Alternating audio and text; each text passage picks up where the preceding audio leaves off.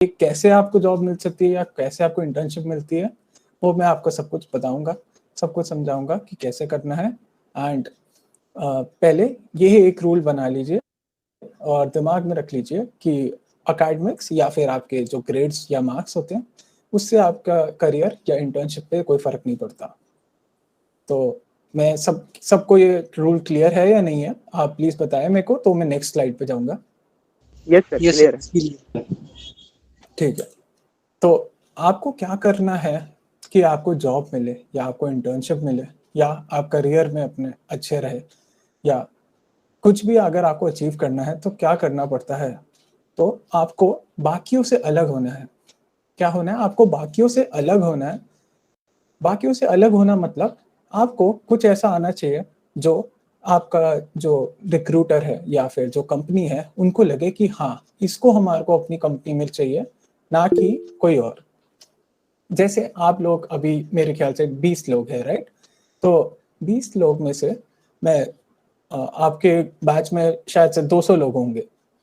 उन 200 लोग में से सबके सब प्लेसमेंट या फिर जॉब या फिर किसी भी चीज के लिए बैठेंगे, तो आप खुद अकेले अलग कैसे बनते हैं उसमें, वो हम जानेंगे। कैसे आप बन सकते हैं अलग, और कैसे आपका रिज्यूमे शॉर्टलिस्ट होगा जॉब के लिए, कैसे आप लोग बिल्कुल स्टैंड आउट करेंगे क्राउड से, ये हम जानेंगे आज।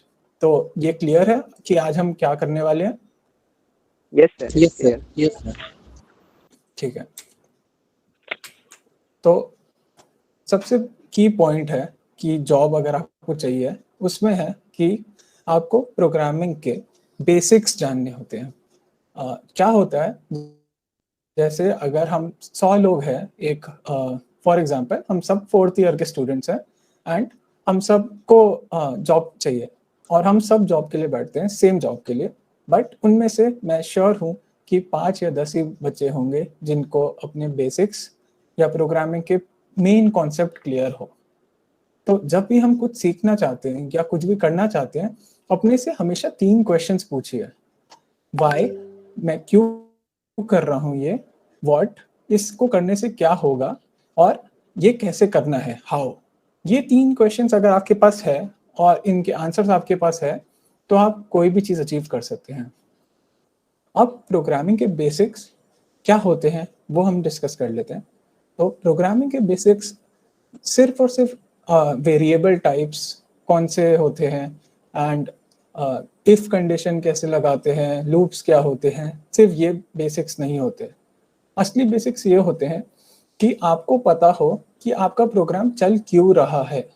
अगर आप लूप करते हैं, फॉर एग्जांपल अगर आप लूप बनाते हैं 10 स्टार्टिंग के 10 नेचुरल नंबर्स का, तो आपको पता होना चाहिए कि आपका प्रोग्राम लाइन बाय लाइन कैसे चल रहा है। अगर लाइन बाय लाइन आपकी लैंग्वेज नहीं है, कोई और लैंग्वेज है जो लाइन बाय लाइन नहीं चलती, तो वो कैसे चल रही है, पीछे क्या हो रहा है, आप मेमोरी कैसे ऑप्टिमाइज कर सकते हैं, एवरीथिंग।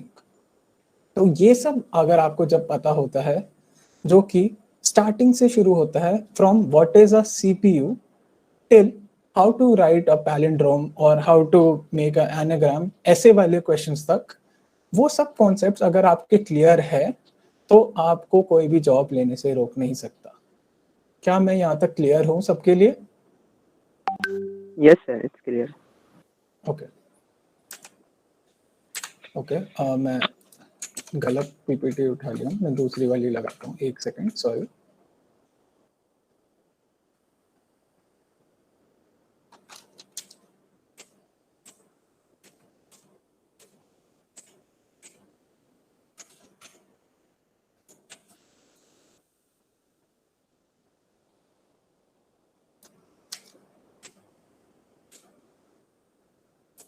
ओके, तो ये हमने जान लिया। अब हम दूसरी चीज जानते हैं कि क्या करना होता है कि आप अलग हो बाकियों से।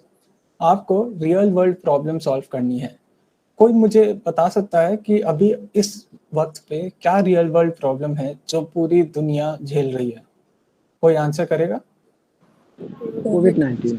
कोविड-19 सर। यस, प्रॉब्लम तो हम सब जानते हैं कि क्या है, बट किसी को सोल्यूशन पता है? जो ये सोल्यूशन निकाल ले उसको लीडर बोलते हैं। और वो बंदा जो ये सोल्यूशन निकाल ले उसको जॉब लेने से कोई नहीं रोक सकता। तो मैं आपको एक एग्जांपल से समझाता हूँ कि कैसे आप खुद कुछ भी सोच के इसको अपने लिए एक शक्ति बना सकते हैं। तो क्या होता है, जैसे कोविड में हमने जब लॉकडाउन हुआ तो हम सब ने देखा कि सबके गांव में खाने की कमी हुई। कुछ कुछ गांव में चावल नहीं पहुंचा, कुछ कुछ गांव में गेहूं नहीं पहुंचा। तो एक बच्चा है, उसका नाम हम कुछ भी ले लेते हैं, लेट से उसका नाम सैफ ले लेते हैं। तो सैफ ने क्या किया, उसने देखा कि पास के जो दुकानें हैं उन दुकानों में गेहूं है, बट हमारे जो गांव है, गांव में 150 किलो गेहूं चाहिए और 150 किलो में हमारे पास सिर्फ और सिर्फ 125 किलो हैं। और बाकी सब जो दुकानें हैं आसपास, उनके पास किसी एक दुकान में कहीं भी 25 किलो नहीं है, पर उसने 25 दुकानें देखी जहाँ पर 1-1 किलो गेहूं है। तो उसने क्या किया, एक ऐप बनाया और वो ऐप सारे के आसपास के जो ट्रेडर्स है या दुकानें हैं उनको कवर करता है और उससे पता लगाता है कि यहाँ पर इतनी क्वांटिटी है और आप इतनी यहाँ से लोगे, दूसरी वाली आप यहाँ से इतना लोगे, तो सारा मिला के आपको 25 किलो मिल जाएगा। तो जब उसने ये एक प्रॉब्लम सॉल्व की तो इससे बहुत सारे लोगों ने देखा कि इसको ये चीज़ आती है। इसका सैफ का नाम भी काफ़ी हुआ, सैफ का नाम इवन न्यूज़पेपर में आया। तो लोगों को दूर दूर तक पता चला कि सैफ नाम का एक बच्चा है जिसको प्रोग्रामिंग आती है, जो एक ऐप बना सकता है। तो इससे क्या फ़ायदा हुआ सैफ को कि कंपनीज ने भी नोटिस किया और कंपनीज ने उसको जॉब दी। सैफ एक चालाक लड़का था, तो सैफ ने क्या अच्छा किया, उसने अपनी खुद की कंपनी खोल ली और अब वो खुद जॉब जाने के बजाय वो बाकियों को जॉब देने लग गया। तो ऐसे होता है, अगर आप रियल वर्ल्ड या जो असली प्रॉब्लम्स है उनको सॉल्व करें तो आप जॉब लेने वाले नहीं, जॉब देने वाले बनते हैं और आप कई ज़्यादा सक्सेसफुल होते हैं। तो जब हम कोई भी लैंग्वेज चूज करते हैं कि हमारे को कौन सी लैंग्वेज सीखनी है, तो उसमें पहले हम चूज करते हैं कि ये लैंग्वेज क्यों चूज करनी है। यहाँ पर वही वाला पॉइंट फिर से आ जाता है जो मैंने आपको बताया, व्हाट, हाउ एंड व्हाई। तो अगर आप पूछोगे कि मुझे अगर फॉर एग्जांपल मेरे को एप्लीकेशन डेवलपर बनना है, मेरे को ऐप्स बनाने हैं, तो मैं सी नहीं सीखूंगा, मैं C++ भी नहीं सीखूंगा, मैं ना पाइथन सीखूंगा, क्योंकि ये सब लैंग्वेजेस के अलग काम है। अगर मुझे एंड्रॉयड ऐप बनाना है तो मैं जावा सीखूंगा या कॉटलिन सीखूंगा। अगर मेरे को iOS का ऐप बनाना है तो मैं स्विफ्ट सीखूंगा या फिर ऑब्जेक्टिव सी सीखूंगा। मेरे को अगर वेब एप्लीकेशन बनाना है तो मैं जावास्क्रिप्ट सीखूंगा। और अगर आपको for example self driving car बनानी है तो आप पाइथन सीखेंगे, ना कि जावास्क्रिप्ट। और अगर आपको ऐप बनाना है तो आप C++ नहीं सीखेंगे, आप जावा सीखेंगे या कॉटलिन सीखेंगे। हर लैंग्वेज के अपने फायदे और नुकसान होते हैं। तो अगर आपको पहले से पता होगा कि ये काम मैं सीख सकता हूँ और ये मुझे आना चाहिए करने के लिए, तो आपको सक्सेसफुल होने से कोई नहीं रोक सकता। तो अब क्या होता है, दुनिया में दो तरह के डेवलपर्स हर जगह होते हैं, एक जो आर्टिस्टिक होता है, एक जो प्रॉब्लम सॉल्विंग होता है। तो पहला आर्टिस्टिक वाला डिस्कस करते हैं कि वो क्या होता है और आपको कैसे पता चलेगा कि आप कौन से टाइप के डेवलपर हो। आप क्या मुझे लोग बता सकते हैं कि आप लोग सॉफ्टवेयर डेवलपर या सॉफ्टवेयर इंजीनियर बनना चाहते हैं? अगर बनना चाहते हैं तो मैं सबसे सुन सकता हूँ कि सब सॉफ्टवेयर डेवलपर बनना चाहते हैं। तो जैसे मैंने आपको बताया, दो तरह के सॉफ्टवेयर डेवलपर होते हैं। तो अब हम पता करते हैं कि मेरे को कैसे पता चलेगा मैं किस टाइप का डेवलपर हूँ। तो अगर आपको ड्राइंग करना पसंद है, अगर आपको फोटोग्राफी पसंद है, अगर आपको दूसरी चीज़ें खूबसूरत लगती है जो बाकियों को ना लगे, अगर आपकी हैंड राइटिंग काफ़ी सुंदर है, अगर आप आर्ट पसंद करते हैं, अगर आप पसंद करते हैं टाइम पास करना ड्रॉ करके, मूवी देखकर, या फिर कुछ कुछ घूमना जाना मुजाहिद अपने पसंद आप को है, म्यूट कर लो। अगर आपको ये सब पसंद है, गाइस प्लीज आप म्यूट कर लीजिए। अगर आपको ये सब पसंद है तो आप एक फ्रंट एंड डेवलपर के लिए जा सकते हैं। तो फ्रंट एंड डेवलपर क्या होता है मैं ये आपको बताता हूँ। तो जैसे अगर मैं कोई वेबसाइट खोलता हूँ तो जो मैं इंटरेक्ट करता हूँ जिस वेबसाइट से और जो जो चीज़ें मैं देख सकता हूँ, जैसे आप यहाँ पर देख सकते हैं मेरे यहाँ पर लेफ्ट हैंड साइड पे 2 बटन है, मैं ये सब चीज़ों से इंटरेक्ट कर सकता हूँ। ये और आगे जो हमारे को सब कुछ दिख रहा है, जो हमारे को दिख सकता है वो सब फ्रंट एंड होता है। तो एक डेवलपर जो ये सब बनाता है उसको फ्रंट एंड डेवलपर बोलते हैं। जैसे अगर मैं वेबसाइट डिज़ाइन करता हूँ, मैं वेबसाइट बनाता हूँ और वो वेबसाइट सुंदर बनती है, तो ये एक फ्रंट एंड डेवलपर की निशानी है कि वो उसने वेबसाइट सुंदर बनाई। दूसरा पाथ होता है बैकएंड का।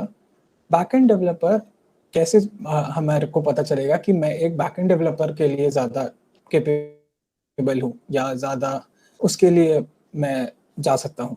तो अगर आपको पजल सॉल्व करना पसंद है, अगर आपको प्रॉब्लम सॉल्व करना पसंद है, अगर आपको लगता है कि मेरे घर में कोई अगर प्रॉब्लम होती है तो मैं उसे सॉल्व कर पाता हूँ, या अगर मेरी लाइफ में कोई प्रॉब्लम होती है तो मैं बहुत जल्दी सॉल्यूशंस निकाल लेता हूँ उसके, अगर तो आपको बैकएंड के लिए जाना चाहिए, क्योंकि बैकएंड डेवलपमेंट कुछ नहीं होती बट वो ये होती है जो आपको यहाँ पर दिख नहीं रही है। फॉर एग्जाम्पल अगर मैं ऊपर का बटन दबाता हूँ और ये वाली स्लाइड अगर आती है तो ये बैकएंड डेवलपमेंट का काम है कि आपको सही या करेक्ट आपको स्क्रीन दिखाए। तो क्या होता है अगर आपको प्रॉब्लम या लॉजिक सॉल्व करना पसंद है या अगर आपको मैथ्स पसंद है तो आप बैक एंड के लिए जाते हैं, और वही अगर आपको ड्राइंग और ये सब पसंद है तो आप फ्रंट एंड के लिए जाते हैं। तो क्या होता है, एक फुल स्टैक डेवलपर वो होता है जिसको फ्रंट एंड और बैक एंड दोनों अच्छे से आता है, पर फिर भी हर फुल स्टैक डेवलपर का एक फायदा होता है कि वो एक चीज में माहिर होता है। तो क्या होता है, कुछ कुछ full stack developer back and में माहिर होते हैं पर उनको फ्रंट एंड डेवलपमेंट थोड़ा सा आता है, और कुछ कुछ फुल स्टैक डेवलपर वो होते हैं जिनको फ्रंट एंड बहुत अच्छे से आता है पर बैक एंड थोड़ा थोड़ा उनका स्ट्रांग नहीं होता। तो यही जो मैंने आपको क्वेश्चन बताया कि आप पहले पता करें कि आपको क्या पसंद है, आप किस टाइप के इंसान है, तो इससे आपको पता चल सकता है कि आपको क्या पहले सीखना है और क्या अच्छे से सीखना है। तो क्या मैं क्लियर हूँ यहाँ तक? यस। किसी को कोई डाउट है? No doubt sir. No sir. ठीक है। अच्छा, एक और मैं एक बोनस टिप देता हूँ आप लोगों को, मैं लिंक में भी शेयर कर देता हूँ। एक प्रोग्राम है या फिर एक वेबसाइट है जो आपको स्टार्टिंग से एंडिंग तक सिखाती है कि आपको क्या सीखना चाहिए, क्या कैसे करना चाहिए, और ये सब कुछ फ्री है। आप YouTube पे देख सकते हैं, मैं आपको शेयर कर देता हूँ ताकि आप लोगों की भी हेल्प हो जाए। जैसे अगर आप YouTube खोलेंगे, आपको सिर्फ और सिर्फ लिखना है CS50। तो ये CS50 हार्वर्ड का एक कोर्स है। अब यहाँ पर खोलेंगे, प्लेलिस्ट में जाएंगे और यहाँ पर CS50 2020 लेक्चर लिखा है। ये हार्वर्ड यूनिवर्सिटी का है, तो आपको पता होगा कि हार्वर्ड यूनिवर्सिटी कितनी अच्छी यूनिवर्सिटी है। ये आपको स्टार्टिंग से सब कुछ सिखाएंगे फ्रॉम स्क्रैच। स्क्रैच एक प्रोग्रामिंग लैंग्वेज है। ये प्रोग्रामिंग लैंग्वेज आपको प्रोग्रामिंग लैंग्वेज सिखाती है कि कैसे काम करती है। दूसरा आपको सी सिखाएंगे, सी लैंग्वेज। देन आपको डेटा स्ट्रक्चर्स में एरे सिखाएंगे कि एरेस कैसे बनाते हैं, क्या करते हैं। फिर प्रॉब्लम सिखाएंगे। फिर आपको एल्गोरिदम सिखाएंगे, ये एल्गोरिदम्स आपको इंटरव्यू के वक्त काम आएंगे। फिर आपको सिखाएंगे कि मेमोरी क्या होती है, कैसे यूज करते हैं, क्योंकि जब आप सी के साथ काम करते हैं तो आपको मेमोरी का काफी ध्यान रखना पड़ता है। फिर आपको बेसिक डेटा स्ट्रक्चर सिखाएंगे, जो इम्पोर्टेंट डेटा स्ट्रक्चर्स है। फिर पाइथन में शुरू करेंगे कि पाइथन क्या होती है, क्यों यूज करते हैं। फिर डेटाबेस जो कि MySQL या SQL टाइप होगा। फिर आपको वेब डेवलपमेंट सिखाते हैं जो कि HTML CSS जावास्क्रिप्ट है। फिर सिक्योरिटी कि कैसे वेब सिक्योर बनाते हैं। फिर फ्लास्क सिखाते हैं जो कि बैकएंड है। आर्टिफिशियल इंटेलिजेंस सिखाते हैं। एंड देन आपको एथिक्स सिखाते हैं कि अगर आप एक प्रोग्रामर हो तो आपको ये करना चाहिए, ये ऐसे नहीं करना चाहिए। तो ये एक फ्री है, ये सब जितने भी आपको प्रोग्रामर्स दिखेंगे ये वाला कोर्स सब ने किया होगा, तो आप खुद भी एक बार जाके कर सकते हैं। अगर आपको इसका लिंक चाहिए तो मैं आपके साथ लिंक भी शेयर कर देता हूँ। ये सर कर दीजिए। हाँ, मैं लिंक शेयर कर देता हूँ, आप लोगों के काम आएगा।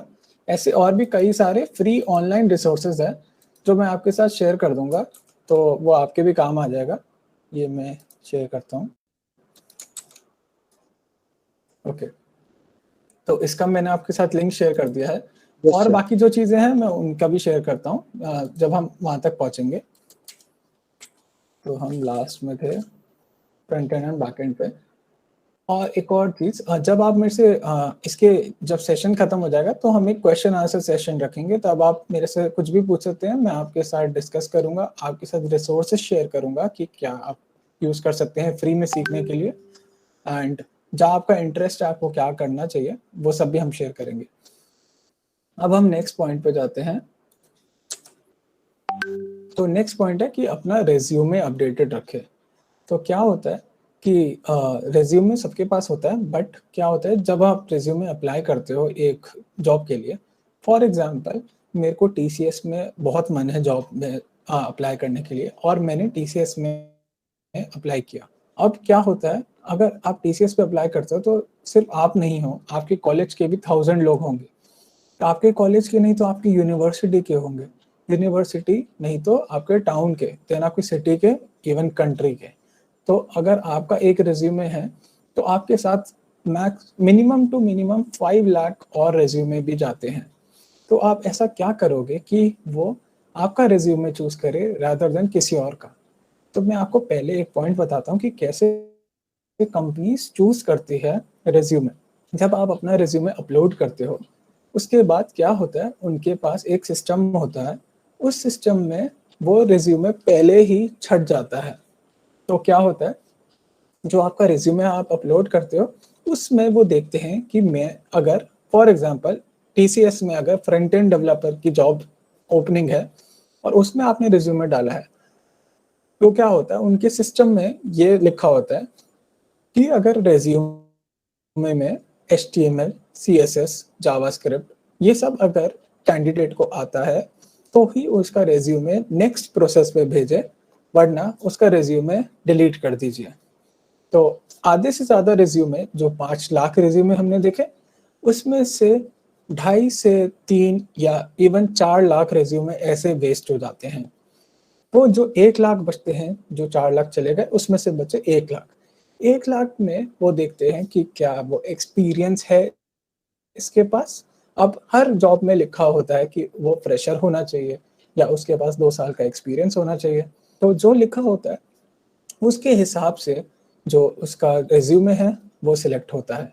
फॉर एग्जांपल जो हमने फ्रंट एंड डेवलपर की जॉब देखी, उसमें टीसीएस को चाहिए एक बंदा जिसके पास कोई एक्सपीरियंस नहीं हो, पर उसने 2022 में पास आउट किया हो अपना कॉलेज। तो जो बच्चे 2020 में या 21 में पास आउट किए उनका रिज्यूमे नहीं सिलेक्ट होता, और जो 2023 में करेंगे उनका भी नहीं होता। तो 2022 वाले ही सिलेक्ट होंगे। तो अब वो 1 लाख में से 50,000 हो जाते हैं। अब वो 50,000 में से भी आपका कैसे रिज्यूमे पकड़ा जाएगा। तो अब जो आता है फर्स्ट पॉइंट जो हमने डिस्कस किया था, how to stand out in the crowd. तो अगर आपने ये सारे पॉइंट्स किए होंगे, जो कि हो सकता है कि आपको बेसिक्स पता हो और आपके वो स्ट्रांग हो। सेकेंडली, आपने कोई रियल वर्ल्ड प्रॉब्लम सॉल्व की हो। तीसरा, आपने फ्रंट एंड या बैक एंड कोई एक मास्टर किया हो, और आपके वो जो कैपेबिलिटी है, जैसे हमने डिस्कस किया था कि आर्टिस्टिक अगर आप है तो आप फ्रंट एंड चूज करते हैं, तो आपसे अच्छा फ्रंट एंड डेवलपर कोई नहीं हो सकता अगर आप वो सब काम करते हैं जो आपको पसंद है। अगर ये सब आप करते हैं तो आपका रिज्यूमे चूज होता है रादर देन किसी और का। तो ये एक बहुत बड़ा पॉइंट है कि कैसे आप अब 5 लाख लोगों में से एक आप बनते हैं जिसको जॉब मिलती है। तो हर नॉर्मल 2, 2.5, 3, 4, 5 लाख तक की जॉब भी सब लोगों को मिल जाती है ग्रेजुएशन के बाद। बट क्या ऐसा करे कि आपको 10 लाख, 15 लाख, 20, 25, 30 लाख का पैकेज मिले। तो ये सब चीज़ें होती है जो आपको अलग करती है बाकियों से। तो अभी हम आगे और डिस्कस करते हैं, पर आप पहले सब ये बताएं कि यहाँ तक क्लियर है सबको। यस सर क्लियर है। Yes sir. Yes. और मेरी लैंग्वेज सबको समझ आ रही है? Yes, sir. Yes, sir. Clear है? Yes sir. Yes, sir. Okay very good language sir. Okay. Sir 10 lakh package के लिए हाँ हाँ, हमको तो आईआईटी में जाना पड़ेगा सर। नहीं ऐसा नहीं है, मैं अपना खुद शेयर करता हूँ। मैं MS रामैया कॉलेज से पढ़ा हूँ, जो एक प्राइवेट कॉलेज है। आप लोगों का तो गवर्नमेंट कॉलेज है, मेरा प्राइवेट कॉलेज है। एंड मेरा 25 लाख का पैकेज लगा था। जब मेरा लग सकता है तो किसी का भी लग सकता है। और मेरे अगर आप मार्क्स पूछेंगे तो मैं आपको मार्क्स बताता हूँ। मेरे 7 CGPA है बस, और मेरा 12th में मैथ्स में सिर्फ 35% मार्क्स थे। तो अगर मैं कर सकता हूँ तो कोई भी कर सकता है। सर तो सॉरी, सर अगर हम 12 नहीं किए, अगर 10 के बाद डिप्लोमा कर रहे हैं फिर इसके बाद तो भी बीटेक कर रहे चलेगा, तो भी चलेगा। मेरे साथ के बहुत सारे डिप्लोमा वाले भी हैं जो अच्छी अच्छी जॉब कर रहे हैं। हम सब ये सब डिस्कस करते हैं अपने क्वेश्चन आंसर सेशन में। अभी मैं आगे का बताता हूँ, ठीक है? मेरे ख्याल से जब तक हम लास्ट तक पहुंचेंगे तब तक काफी लोगों के क्वेश्चंस भी सॉल्व हो जाएंगे, जब तक जैसे जैसे मैं आपको डिस्कस करूंगा चीजें। ओके, तो एक और चीज होती है पोर्टफोलियो। जो वो 5 लाख लोग हमने डिस्कस किए, वो 5 लाख लोगों में से सिर्फ और सिर्फ 2500 लोग होंगे जिनके पास अपना पोर्टफोलियो होगा। तो पोर्टफोलियो क्या होता है और कैसे बनाते हैं और इससे क्या फ़ायदा होता है, ये भी डिस्कस कर लेते हैं। तो क्या होता है पोर्टफोलियो? एक या तो वेबसाइट हो सकता है, या तो एक डॉक्यूमेंट हो सकता है, PDF हो सकता है, या फिर एक PPT भी हो सकती है, जिसमें सारी स्किल्स और सारा प्रूफ लिखा होगा कि आप क्या कर सकते हो या आपने क्या किया है। तो मैं एक बार आपको अपना ही पोर्टफोलियो शेयर कर देता हूँ, जिससे आपको थोड़ा गाइडेंस मिल जाएगा।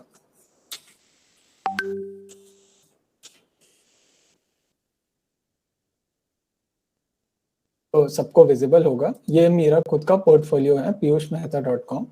यहाँ पर मैंने ऐसे प्रोजेक्ट्स लिखे हुए हैं, और जब भी कोई रिक्रूटर या फिर कोई भी कंपनी अगर मेरी वेबसाइट खोलती है तो वो देख सकती है कि इसको ये चीज़ें आती है और इसने सही में ये सब चीज़ें बनाई है।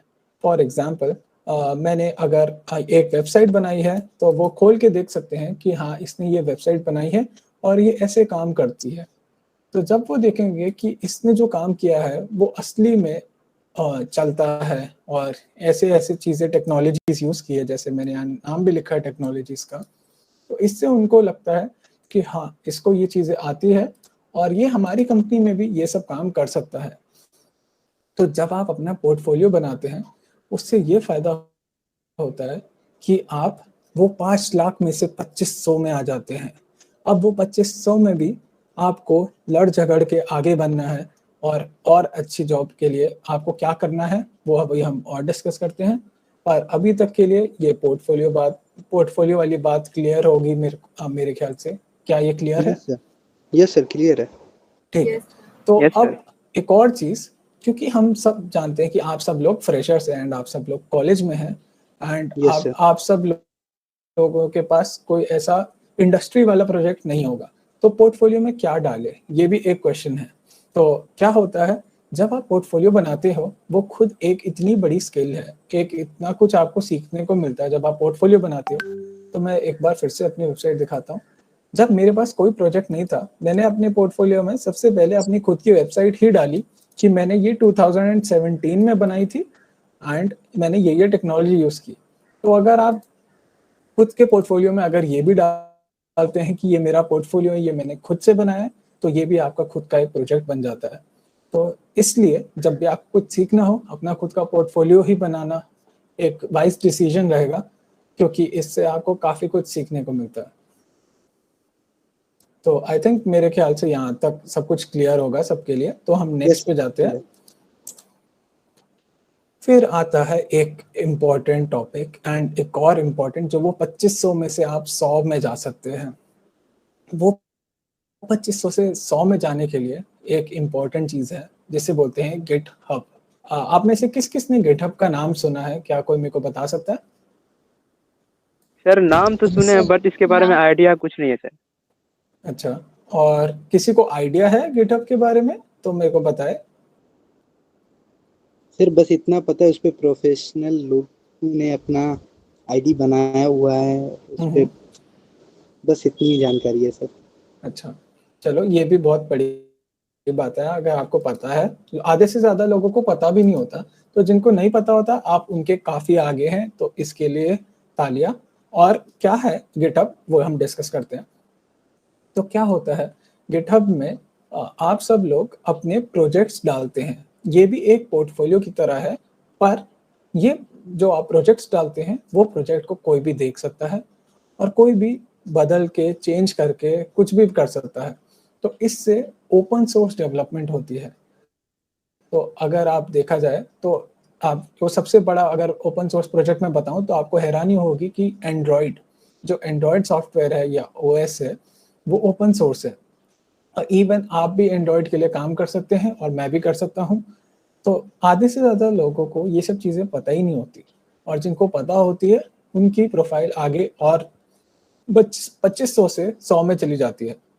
तो मैं एक बार शेयर करता हूँ अपना खुद का गेटअप का प्रोफाइल, जो आपको हेल्प करेगा जानने में कि क्या होती है गेटअप, और कंसिस्टेंट जो मैंने यहाँ लिखा है वो होना क्या ज़रूरी है और क्या होता है।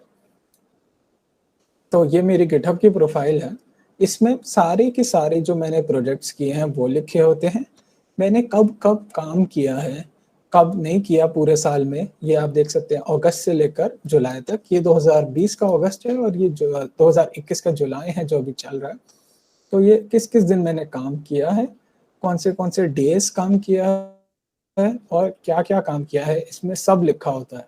क्या चाहते हैं जो एम्प्लॉयज़ हैं, वो चाहते हैं कि आपका, अगर आपने शुरुआत से काफ़ी काम किया होगा तो वो देखेंगे कि हाँ ये बंदा कंसिस्टेंट है, इसने काफ़ी काम किया है, ये छुट्टी भी नहीं मारता, और इसलिए मुझे इसको हायर करना चाहिए।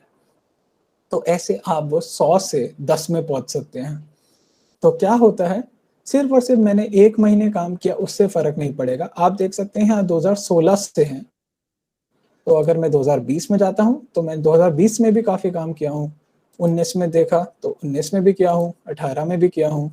तो ये देखता है एक एम्प्लॉय कि आपने कितने साल काम किया और आपने कब कब काम किया और आप कुछ सीख भी रहे हैं या नहीं। जैसे अगर मैं एक स्टूडेंट हूँ, मैंने 2016 में इंजीनियरिंग शुरू की थी और आप देख सकते हैं मैंने कोई काम नहीं किया था। तो मैं फर्स्ट ईयर में था और मैं भी आप लोगों की तरह ही था, और मैं सीख रहा था कि मैं क्या क्या कर सकता हूँ और क्या करना चाहिए। तो मैं भी आपकी तरह ही एक क्वेश्चन में था कि मुझे फ्रंट एंड सीखना चाहिए या बैक एंड सीखना चाहिए। तो मैं फोटोग्राफी करता था, मैं काफ़ी कुछ सीखता था, तो मेरे को रियलाइज़ हुआ कि मुझे फ्रंट एंड डेवलपमेंट आना चाहिए। तो मैंने फ्रंट एंड पे गया।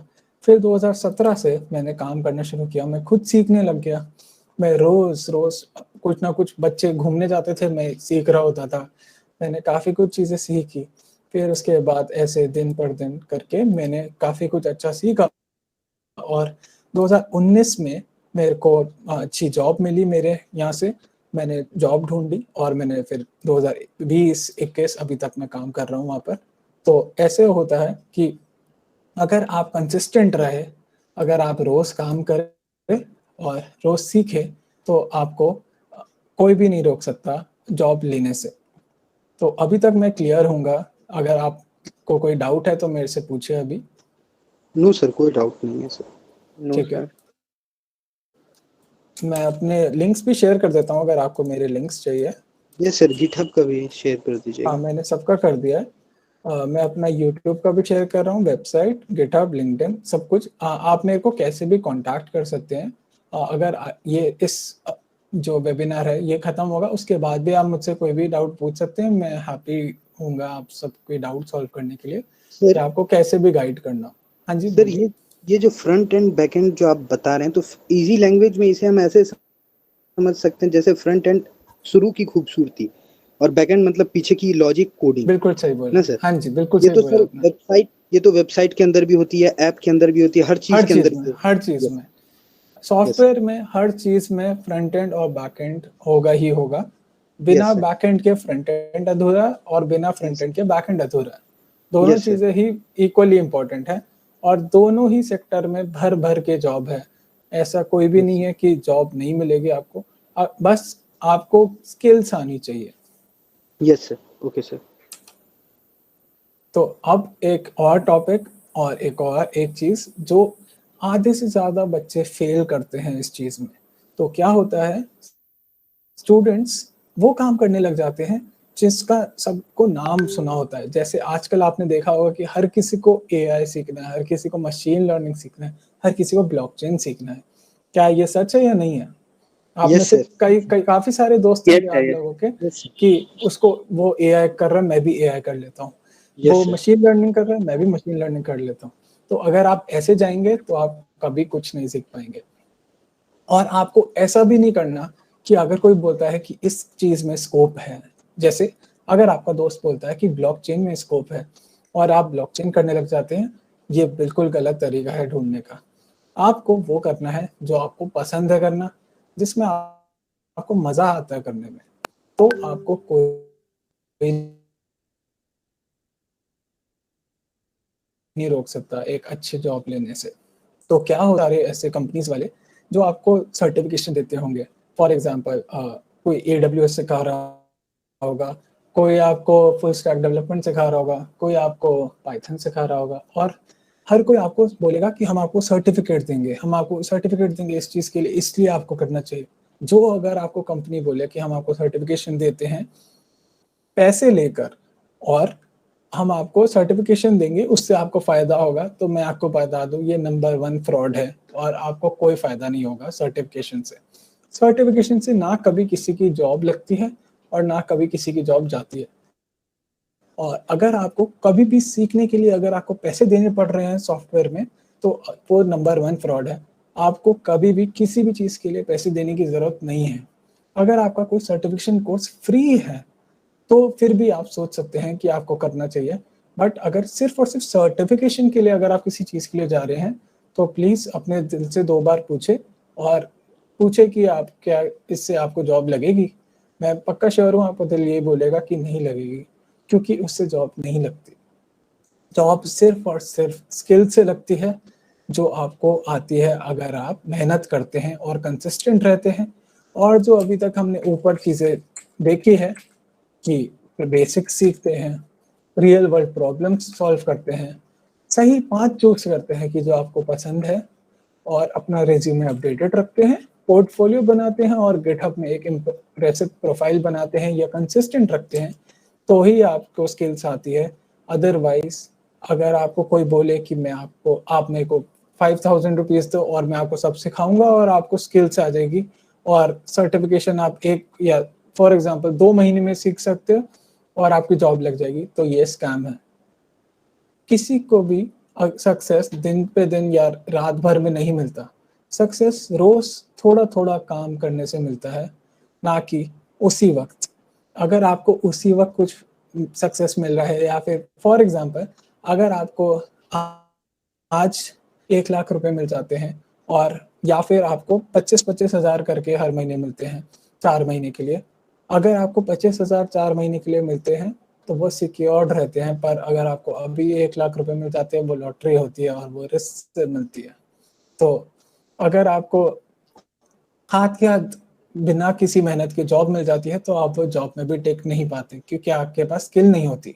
मेरे साथ, मैं 2020 के बैच का हूँ, मेरे साथ इतने सारे बच्चे हैं जो बड़ी बड़ी कंपनीज में गए पर उन्हें कुछ आता नहीं था, तो उनको सिर्फ और सिर्फ 6 महीने की इंटर्नशिप के बाद निकाल दिया गया।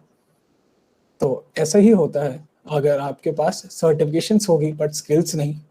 और यही एक चीज़ है जो आपको स्टैंड आउट भी करती है कि आपकी स्किल्स आपसे कभी कोई छीन नहीं सकता, पर आपकी जो सर्टिफिकेशन है और वो सब, वो आपको कभी डिफाइन नहीं करते।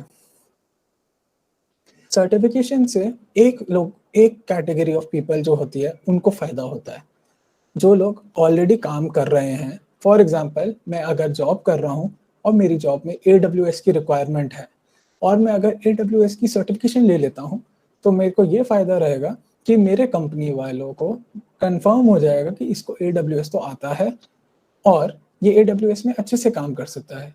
तो बस ये एक ही फायदा है सर्टिफिकेशन होने का। पर अगर हम कॉलेज स्टूडेंट होते हैं तो हमारे को ये सब सर्टिफिकेशंस का कोई फायदा नहीं, हमारे को स्किल्स का फायदा है।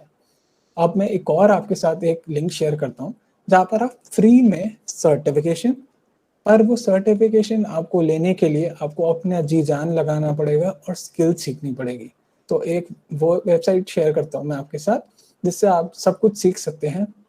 आप ये जान सकते हैं कि आपको फ्रंट एंड में जाना है, बैक एंड में जाना है, एआई सीखना है या पाइथन सीखना है, वो सब। तो मैं आपके साथ शेयर करता हूँ। इस कंपनी को बोलते हैं फ्री कोड कैंप।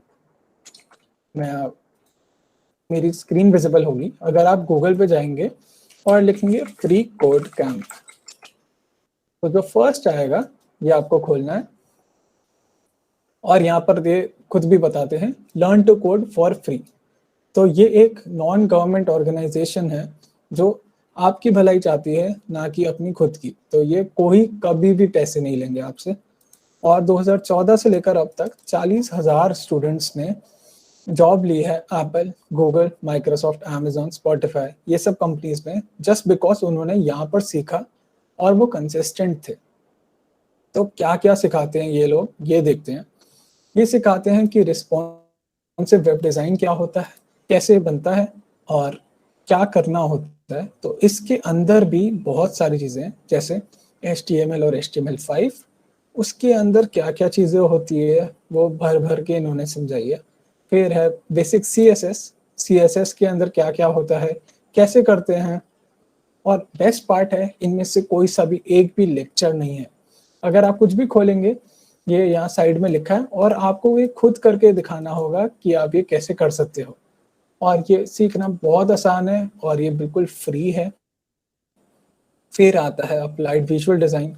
ये आपको स्किल दिखाएंगे या सिखाएंगे कि कैसे आप डिज़ाइन कर सकते हो, कैसे ये कलर इसके साथ जाता है। अप्लाइड एक्सेसिबिलिटी, ये बताता है। कुछ कुछ वेबसाइट आप देख सकते हैं, जैसे अगर मैंने इसको छोटा करके फ़ोन पे यूज़ किया तो ये फ़ोन के शेप में आ गया और ऐसे ये डेस्कटॉप के शेप में आ गया। तो ये एक्सेसिबिलिटी सिखाता है, responsive web design, CSS, flexbox, grid. अगर आप इनमें से कोई एक भी पाथ पढ़ लेंगे या कर लेंगे खुद से अच्छे तरीके से, विदाउट कॉपिंग एनीथिंग, तो आपको जॉब से कोई नहीं रोक सकता। और फिर आता है इनका JavaScript, algorithm and data structures. Algorithm and data structure first round होता है हर इंटरव्यू का। तो ये जब आपको आएगा, उसके बाद कोई देखेगा कि आपको ये सब बाकी चीज़ें आती है नहीं आती। तो ये सब चीज़ें काफ़ी इंपॉर्टेंट है और ये सब सिखाया जाता है यहाँ पर टोटली फ्री। कभी कोई आपसे कुछ भी पैसे नहीं मांगेगा और कभी कुछ भी आपको कोई नहीं बोलेगा। अगर इवन आप मसाई स्कूल के साथ काम करते हैं, आप साथ साथ में भी ये सब सीख सकते हैं और आपको कोई नहीं रोकेगा।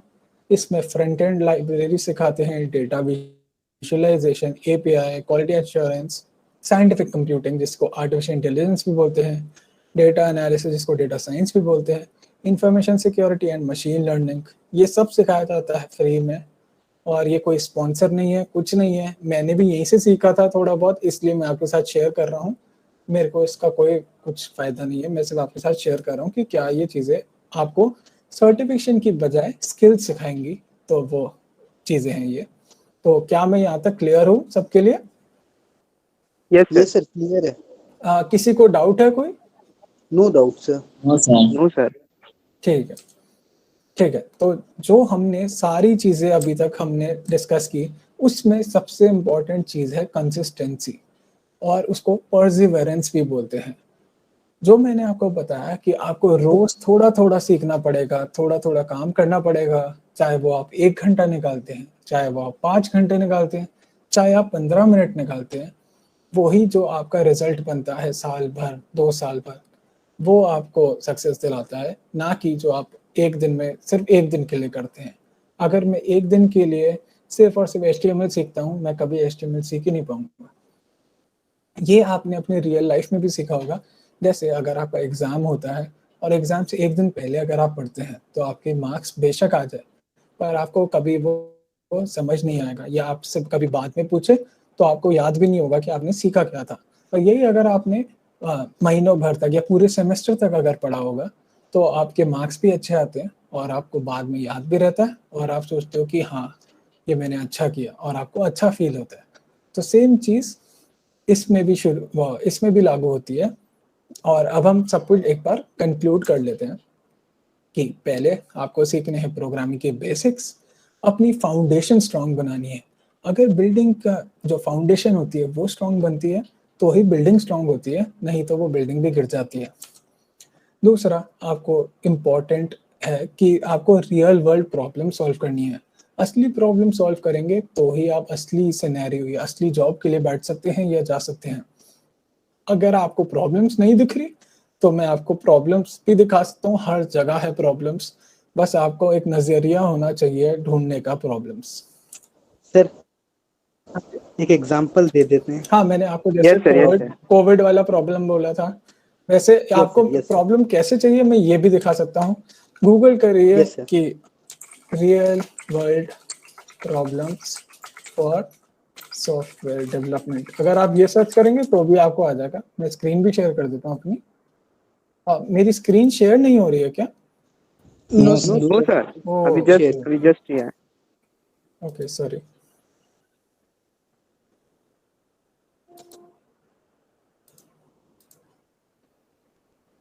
मेरी स्क्रीन शेयर हो रही है ना? Yes, sir. It's sharing. ठीक है। अब मैंने यहाँ पर लिखा है real world problems for software development.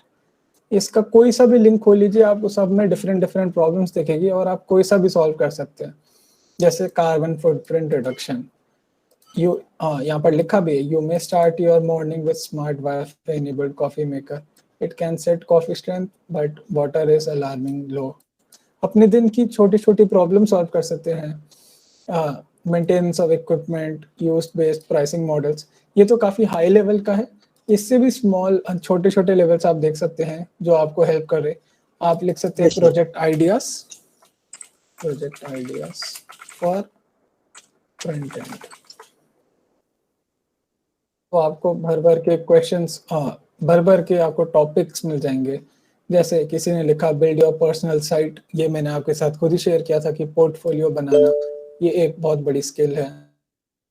Then एक क्विज की गेम बनाए या फिर जिफ बनाने वाला टूल बनाए, लैंडिंग पेज बनाए, CMS बनाए अपने पोर्टफोलियो में, टू डू लिस्ट बनाए। ये सब आइडियाज है और रियल वर्ल्ड प्रॉब्लम्स है जो आप सॉल्व कर सकते हैं। एक जैसे एक और मैं एग्जांपल आपको दे सकता हूँ। एक रियल वर्ल्ड प्रॉब्लम ये है कि अगर आपको जॉब नहीं मिल रही, ये एक प्रॉब्लम है, तो इसका सोल्यूशन भी आप ही ढूंढ सकते हैं। वो सोल्यूशन है क्योंकि आपके पास एक पोर्टफोलियो नहीं है, आपके पास फॉर एग्जांपल स्किल्स नहीं है, आपके पास अच्छे रिसोर्सेस नहीं है। ये सब प्रॉब्लम्स आप खुद सॉल्व कर सकते हैं और आप दिखा सकते हैं अपने पोर्टफोलियो में कि आपने ऐसे सॉल्व किए। फॉर एग्जांपल अगर मेरी जॉब नहीं लग रही थी तो मैं जॉब के लिए कुछ ना कुछ सीखता, तो मैं वो दिखाता कि मैंने इस महीने ये काम किया, ये सीखा। ऐसे आप रियल वर्ल्ड प्रॉब्लम्स शेयर कर सकते हैं। मेरी स्क्रीन फिर से नहीं शेयर हो रही, मैं एक बार फिर से करता हूँ। हाँ, फिर नेक्स्ट आता है कि आपका पाथ आप जो चूज करते हैं, जो फ्रंट एंड या बैक एंड होता है, ये आप क्वेश्चन आंसर्स टाइम पे भी पूछ सकते हैं कि मुझे कैसे पता चले या कैसे चूज करना है। और वो सब वो मैंने आपको फ्री कोड कैंप में भी दिखाया था और मैं आपको ये कभी भी आपके साथ शेयर कर सकता हूँ। फिर रिज्यूमे अपडेटेड रखना, ये काफ़ी ज़रूरी है एंड ये मैंने आपके साथ शेयर भी किया था कि कैसे आप क्या क्या इंपॉर्टेंट चीज़ें रख सकते हैं। पोर्टफोलियो, ये पोर्टफोलियो हमने अभी आपके साथ डिस्कस किया था कि एक पोर्टफोलियो होना चाहिए जिसमें आपने सारी स्किल्स लिखी हो। प्रोफाइल जो गिटहब की होती है वो कंसिस्टेंट होनी चाहिए। गिटहब कैसे सीखना है उसके लिए भी मैं आपके साथ लिंक शेयर कर सकता हूँ और सारा बता दूंगा मैं आपको कैसे कैसे करना है। देन सबसे इम्पोर्टेंट चीज़ कि आपको सर्टिफिकेशंस होनी चाहिए। हाँ, सर्टिफिकेशंस के लिए नहीं जाना बट स्किल्स के लिए जाना है। और जैसे मैंने आपके साथ शेयर किया था कि कंसिस्टेंसी जो होती है वो की है, वो आपको बनाती है बाकियों से अलग, ना कि सर्टिफिकेशन, ना कि जो ट्रेंड में चल रहा है वो सीखना, ना कि ये स्कोप है इसमें ये सीखना। ये सब चीज़ें आपको कभी भी सक्सेसफुल नहीं बनाती। कंसिस्टेंसी ही होता है जो बाकियों को सबसे अलग करती है। अगर आपको फॉर एग्जांपल बॉडी बनानी है तो आपको रोज जिम जाना पड़ता है, ना कि आप एक दिन में जिम में जाके बॉडी बना सकते हैं, राइट? तो same is with software development, आपको रोज मेहनत करनी पड़ेगी थोड़ी थोड़ी, एंड वो मेहनत आपकी एक दिन रंग लाती है। तो success is nothing but the sum of small efforts repeated day in and day out. तो हमारा अभी तक के लिए जितने भी टॉपिक्स थे वो सब क्लियर हो चुके हैं, और अब हमारा क्वेश्चन आंसर्स टाइम है। तो अगर